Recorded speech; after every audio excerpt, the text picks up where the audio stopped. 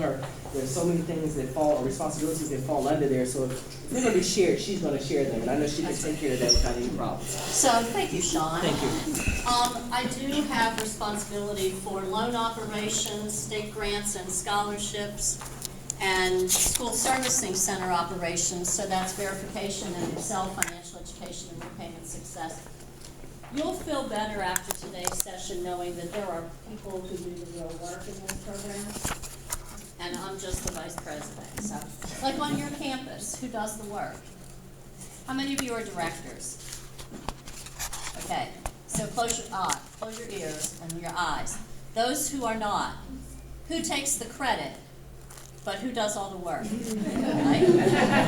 Same with me. We're going to talk about student loans, and if you're following along in your book, we're going to do session 13 first. Is this what session 13 looks like? Yeah. Good. And then we're going to do session 12. So we're going to talk about loans, talk about grants. No, not grants. Are you listening? Yeah. Okay. So let's talk about student loans. First question, how many of you are on campuses that no longer participate in the federal direct loan program? Anybody? Lenore? And are you from Lenore also? Yes. Okay, all right, good, just one campus. All right. You still have to stay because you might someday leave Kinston. You might get another job. Might get another job. It's such a thriving job. It is. How many people have been to Kinston? Good place, good place. All right. So, we're going to talk about loans. They're officially called the William D. Ford Federal Direct Stafford Loans. We're going to just call them direct loans, and there are subsidized and there are unsubsidized loans. Okay? I apologize, I put this cough drop in my mouth, thinking I'd crunch through it, but I haven't yet. All right, so, here's the thing.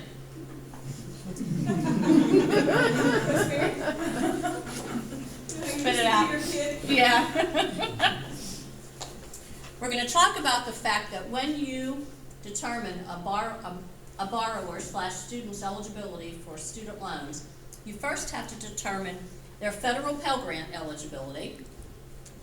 Then you have to determine what they're eligible for in the form of a subsidized loan.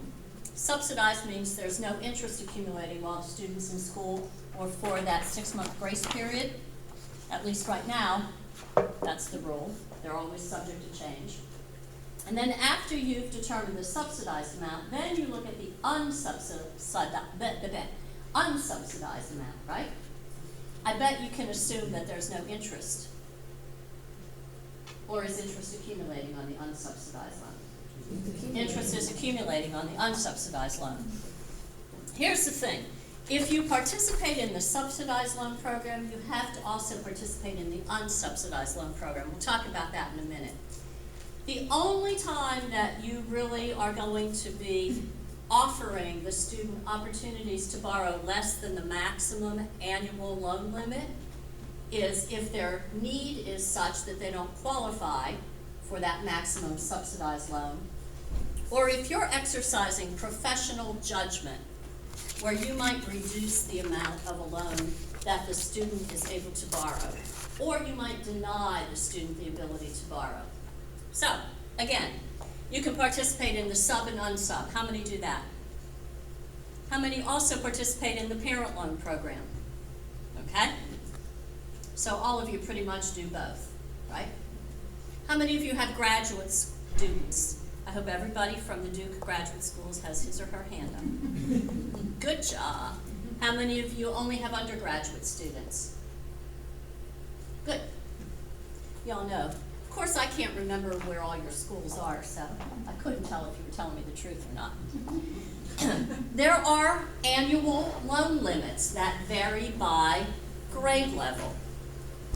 Now, grade level does not necessarily equate with how long the student has been at your school, right? Because you could have a student who's coming back for the second calendar year of a program but might still be considered a first grade level based on your satisfactory academic progress and your grade level requirements. There are aggregate or cumulative loan limits for dependent students, for independent students, for undergraduate students, and for graduate students.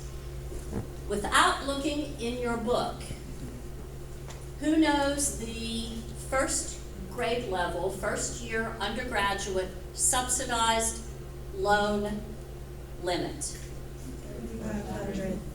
3,500. Very good. Yes, you all get candy that Bridget didn't let me have time to buy. And then, if I'm a dependent student, may I borrow any unsubsidized loan on top of that 3,500? 2,000. Very good. What if I'm an independent student? Very good. Oh, y'all are just so smart. You'll need to bring them candy tomorrow, Sean. Second year loan limit, we'll just stick with the dependent students. What's the subsidized limit? 4,500. If you're a community college, Wake Tech, can a student ever borrow above the second year limit? No, that's right. The answer's no. I say that. But they always want it. I've been at Wake Tech for my 4th year coming up. Well, you mean I'm not a senior? Right? But at a 2-year institution like Lewisburg, like Wake Tech, the limit is the second grade level limit. 3rd and 4th year undergrad, how much subsidized loan can a borrower? 5,500, very good. Okay. Graduate or professional students, how much subsidized loan can they borrow? 0, that's right, because they can only borrow unsubsidized loans at the graduate professional level. Very good. Y'all passed the test, so that means that we'll try to wrap it up by 5 o'clock today. All right? Right. Now, these are a few other important things that you see up here. Sometimes the loan period, the payment period, and the disbursements within the period don't necessarily correspond to, like, the Pell Grant payment periods, because these are federal programs, and so sometimes the federal government over the years likes to tweak things here and there and make it even more difficult for you to learn all the details about the programs and then actually tell somebody like on your IT staff how to program that to work, okay? And if a student is in his or her last semester of a program where the period is less than a full academic year, you may have to prorate those loan amounts. All right. So far, y'all with me? Okay, so here's what you have to do. You have to certify that the student's eligible for the loan, and you have to say disperse this much money on this date. Does that make sense? Okay. How many of you have actually been working in your office long enough or have responsibility that involves certifying loan eligibility? Okay, how many of you know that it's run through the system and you've seen information in Colleague or Banner or PowerFades that you understand what these items are, but you don't actually have to calculate any of that? The rest of you, no clue? Okay, all right. Now remember, a borrower's eligibility is going to be different for Stafford loan based on cost of attendance, based on the expected family contribution, based on the other types of financial aid that you're awarding to the student, based on grade level. So it's not like the Pell chart where you can just pull out the payment chart, go across the bottom or the top or down the sides and say, oh, this dollar, this dollar, this dollar. Okay? It's actually a calculation. And of course, when you do calculations and you make awards in financial aid, you always want to make sure you've documented the eligibility. What cost of attendance did you use? What was the expected family contribution? How much is the other types of financial aid that you've offered to the student? What's the eligibility for subsidized and unsubsidized? Okay? You have to consider all the resources that are available. You have to include scholarships from outside, grants, loan, work. you have to determine Pell eligibility first, okay? Because Pell is the floor of financial aid. It's the grant upon which you build everything else.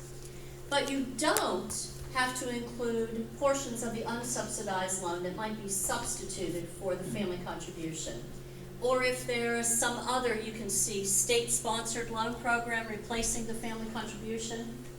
Or you offered, let's say, a federal Perkins loan or a work study position to the student, and the student said thanks, but no thanks. Okay, that's not financial aid anymore for that student's package because they're not taking that, right? Does that make sense?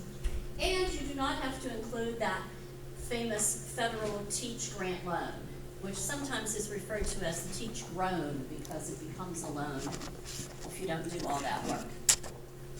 You can see, thanks to the Budget Control Act, that's when graduate and professional students lost the access to the subsidized version of the Stafford loan. And any kind of payments, incentives, other than getting a 0.25% interest rate reduction for allowing your loan servicer to reach into your bank account. Thank you, Heather, very much for this monthly loan payment. All other repayment incentives were eliminated by that law. How many of you are familiar with this limit on subsidized loan borrowing? Commonly referred to as the 150% limit. Now, I know you're pretty new, and y'all haven't talked about satisfactory academic progress yet in this session, have you?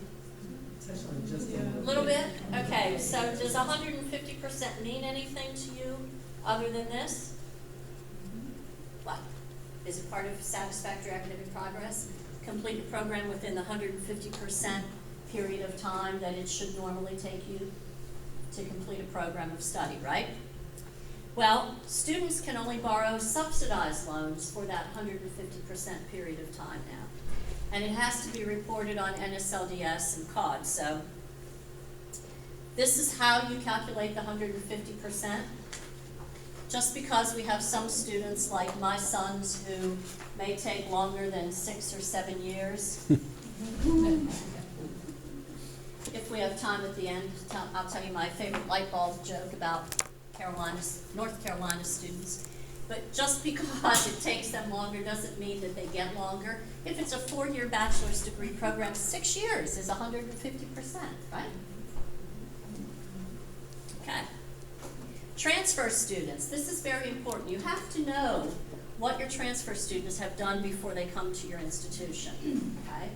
If they're transferring in the middle of the year, or even at the beginning of what you consider to be the beginning of your year, maybe a fall semester, you need to know what kind of borrowing history that student has, because that student may have already borrowed a loan that covers a portion of the period of time that they're now trying to borrow for at your school. Okay?